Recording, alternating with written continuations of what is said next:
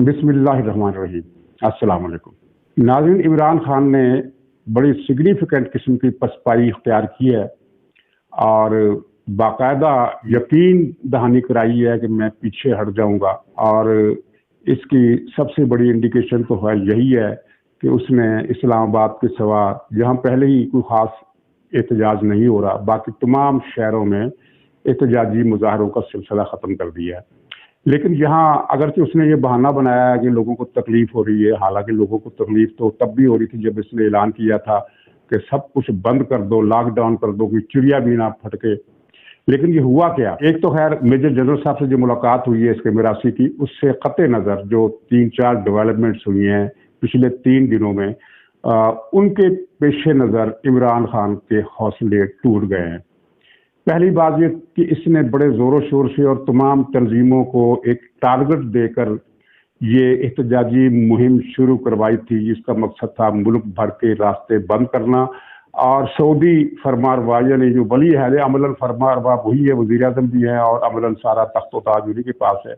उनकी आमद तक मैदान को इतना गर्व रखना कि जब वो इस्लामाबाद आए तो इस्लामाबाद की फ़ज़ा उन्हें दूर से ही नज़र आ जाए कि यहाँ तो हुकूमत का तख्ता ही उल्टा जा रहा है। ये फ़ज़ा बनाने का मकसद था, बल्कि इसका इरादा था कि ये दौरा ही मुलतवी हो जाए। लेकिन हुआ क्या?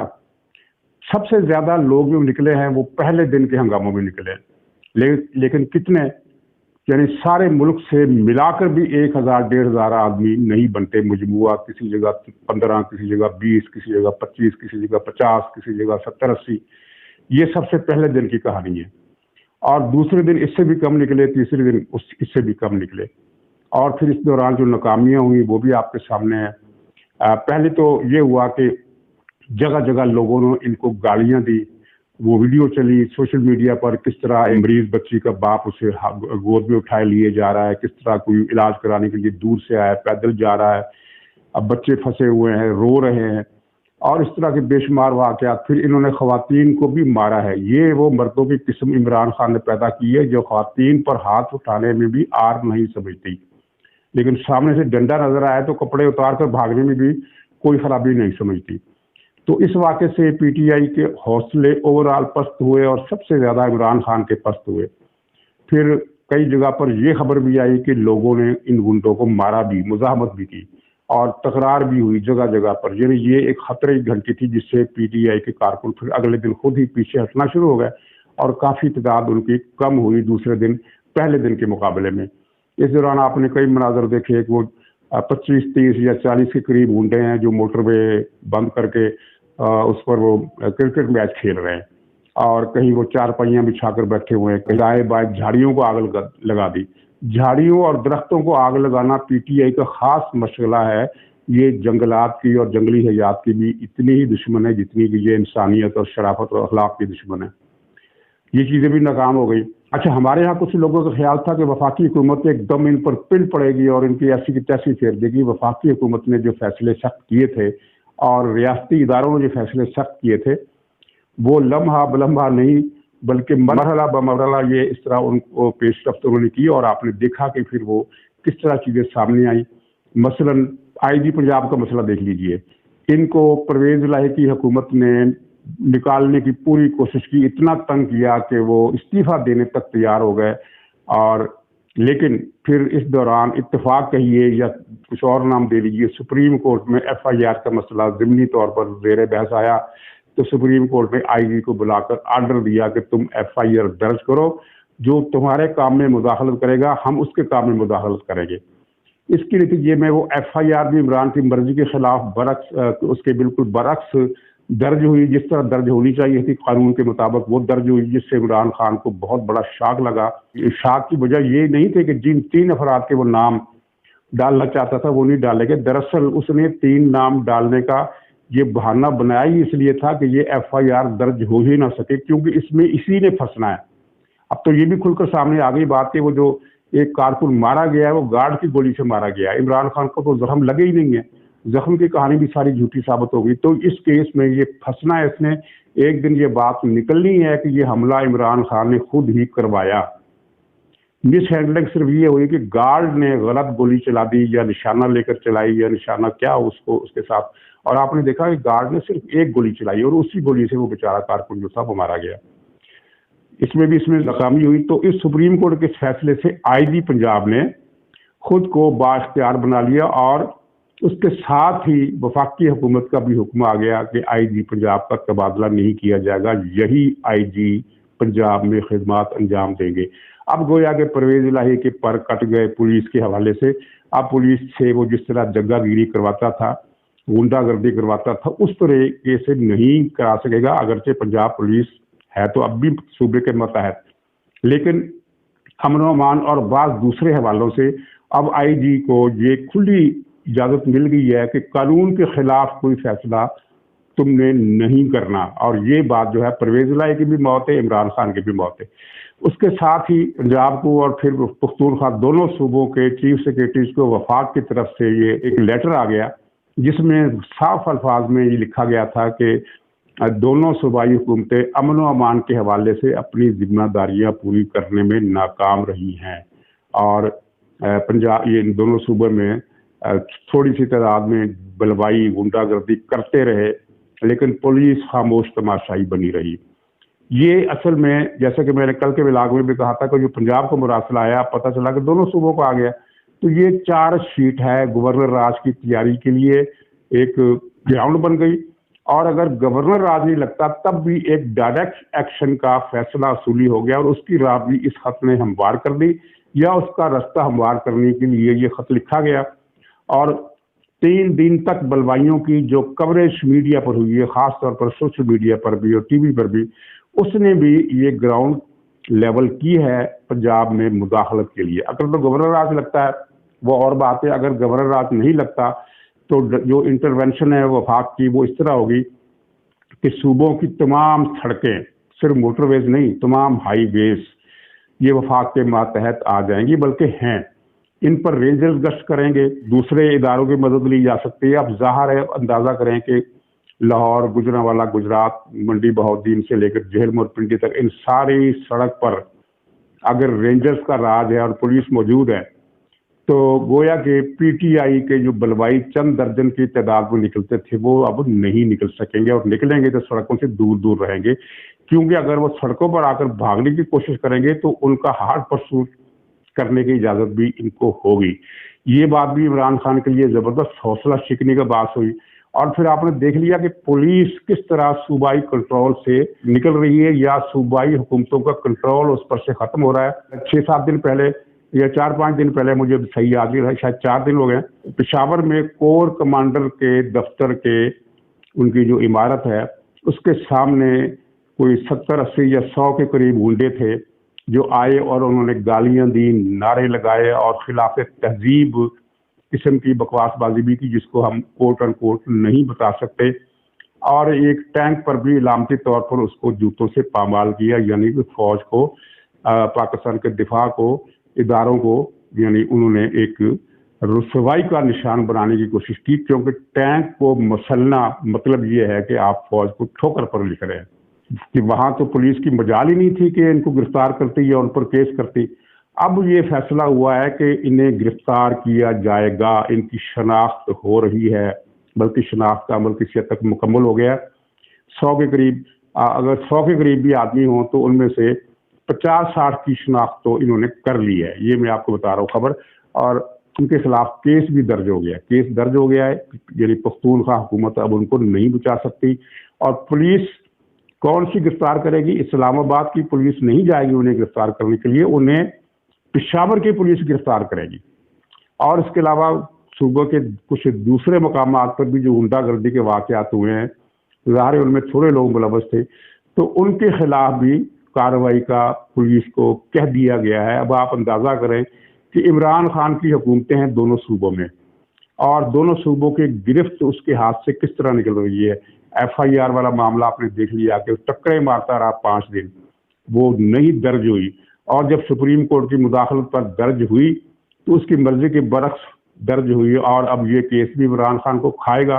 इसके साथ ही अरशद शरीफ केस भी अब ये शक्ल इख्तियार कर गया है कि इमरान खान की गर्दन पर वो किसी वक्त भी ये शिकंजा कसा जा सकता है। जो नई डेवलपमेंट हुई है आपने सारी पढ़ ली है, अखबारात में आ चुका है, टीवी पर भी चल चुका है। खुलासा इसका ये है कि जो पाकिस्तान से इन्वेस्टिगेशन टीम गई थी उसने ये सुराग लगाया और बाकायदा सबूतों के साथ सुराग लगाया कि इसको इनकाउंटर में नहीं मारा गया, इसको क्लोज रेंज से 2 गोलियां मारी गई हैं। चाहे वो कार के अंदर बिठाकर मारी गई हैं या कार के बाहर खड़ा करके मारी गई और फिर जो डेड बॉडी थी वो कार के अंदर रख दी गई। तो ये क्लोज रेंज से गाड़ी के अंदर या गाड़ी के साथ खड़ा करके गोलियां मारने वाले कुछ दूसरे लोग नहीं थे, बल्कि वो थे जो इसके साथ सफर कर रहे थे। और उनका सारा खुरा जो है वो जाता है ये सलमान इकबाल जो इंटरनेशनल ठग है और स्मगलर है, ERY टीवी का मालिक, और जिसके बारे में फौज ने बाकायदा ये बयान दिया है कि उसको वतन वापस लाकर तफ्तीश में शामिल करने की जरूरत है। फौज ने ये बात क्यों कही ISPR ने? ISPR का मुतालबा सियासी जमातों के मुतालबे के नौयत के हिसाब से बिल्कुल मुख्तलिफ होता है। सियासी जमातें तो मसलन ऐसा भी मुतालबा कर देती है ना कि ये फलां जगह ये वाक़या हुआ है तो ये फलां मुलज़म ने किया है, इसको पकड़ा जाए। लेकिन ISPR तब बात करती है जब उसे किसी मुलज़म के मुलव्वस होने की शहादतें मिल चुकी हों, इंटेलिजेंस रिपोर्टें मिल चुकी हों।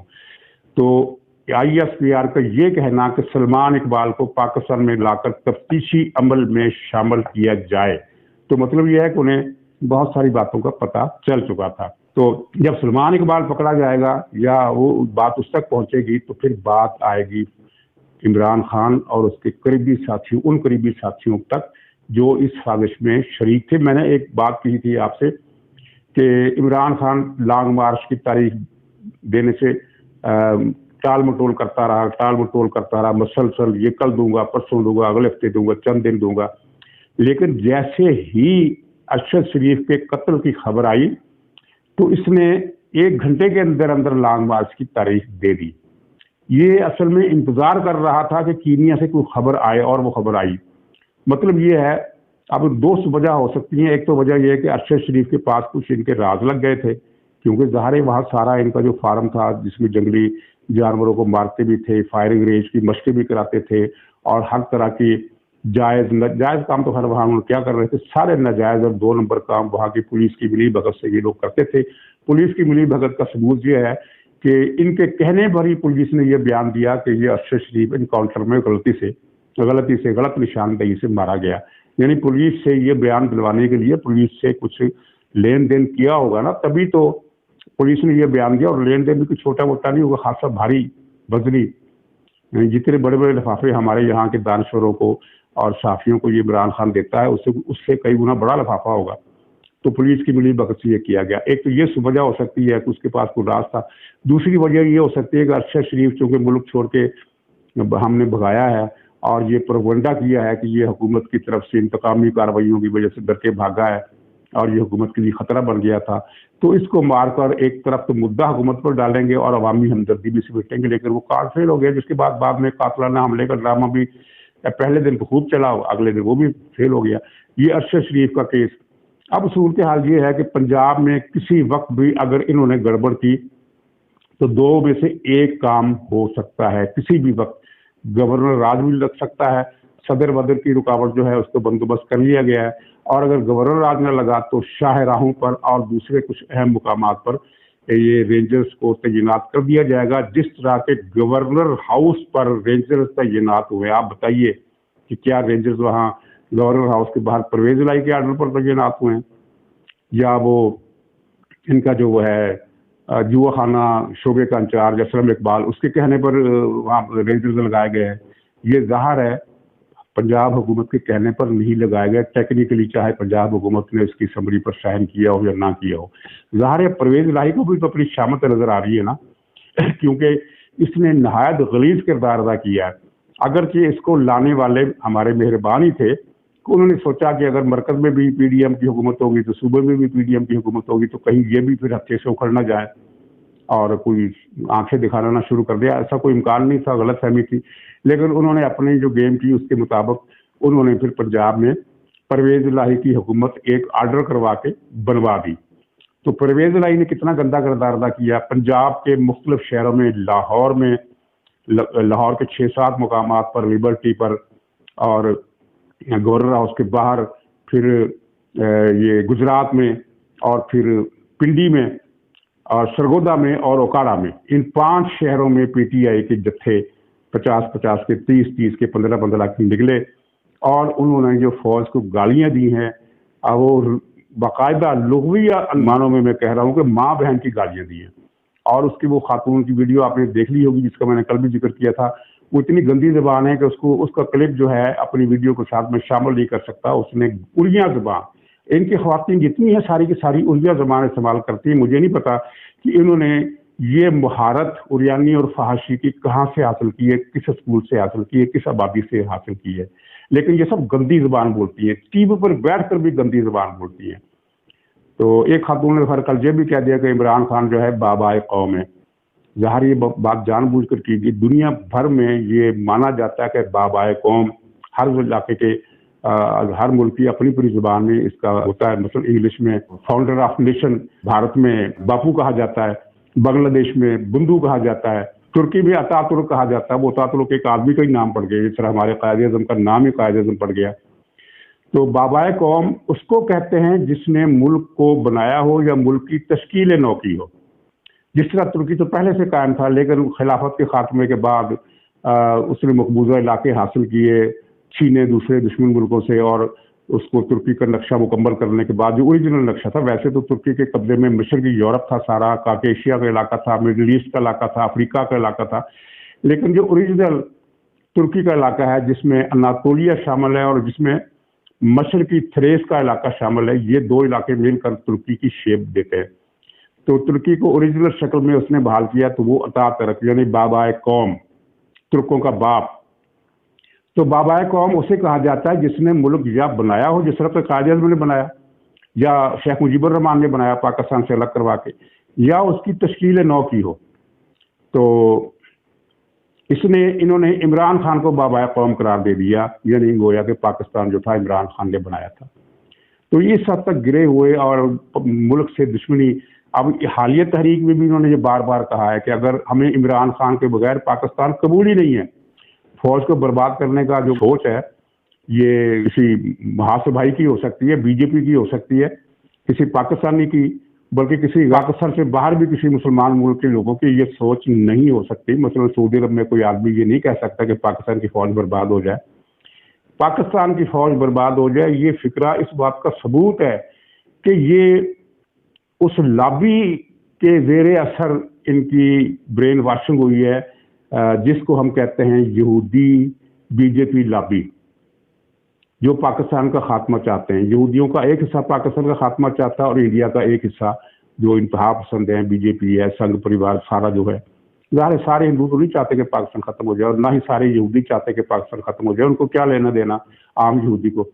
یہ ایک انتہا پسند زائرسٹ وہاں، بی جے پی یہاں، تو ان دونوں کی مشترکہ سوچ ہے، اور اس سوچ کو امریکہ کے اسٹیبلشمنٹ کے اندر کچھ لوگوں کی، زیادہ نہیں، میجارٹی نہیں، مائنارٹی، کچھ لوگوں کی تائید حاصل ہے، جو آئے دن یہ کوشش چھوڑتے رہتے ہیں کہ پاکستان کو ری شیپ کیا جائے، بلوچستان کو الگ کر دیا جائے، پختونخوا کو الگ کر دیا جائے، اس طرح کی باتیں۔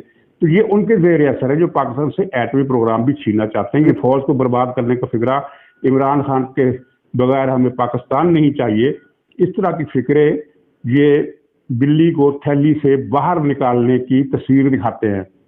جو ان کے اندر ہے وہ باہر آ رہا ہے۔ تو ان ساری چیزوں کو نوٹس کیا گیا اور بہت سارے اہم فیصلے کیے گئے۔ اب کور کمانڈر کانسل میں بھی فیصلے ہوئے۔ سب سے اہم فیصلہ یہ ہوا ہے کہ 19-20 تاریخ کو سعودی ولی عہد صاحب جو پاکستان آ رہے ہیں، ان کے دورے سے پہلے اسلام آباد، پنڈی، بلکہ پورے پنجاب اور پختونخوا میں امن بحال کرنا ہے، بالکل سکون کرنا ہے، نارمل زندگی کرنی ہے، استحکام کی شکل پیدا کرنی ہے، چاہے اس کے لیے گورنر راج لگانا پڑے، چاہے اس کے لیے ڈائریکٹ انٹرونشن کرنی پڑے، اور اب گرفتاریاں شروع ہونے کا وقت بھی آ گیا ہے۔ تو ناظرین، پروگرام ختم کرتا ہوں، اجازت دیجیے، انشاءاللہ اگلے ولاگ میں پھر ملاقات ہوگی۔ تب تک کے لیے خدا حافظ۔